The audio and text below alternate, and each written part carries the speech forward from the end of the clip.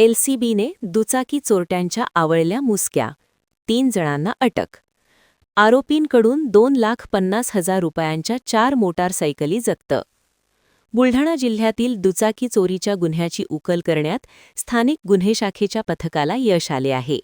स्थानिक गुन्हे शाखेने 2,50,000 रुपये किमतीच्या 4 दुचाकी जप्त करत बुलढाणा शहरासह तालुक्यातील 3 चोरट्यांना अटक केली आहे.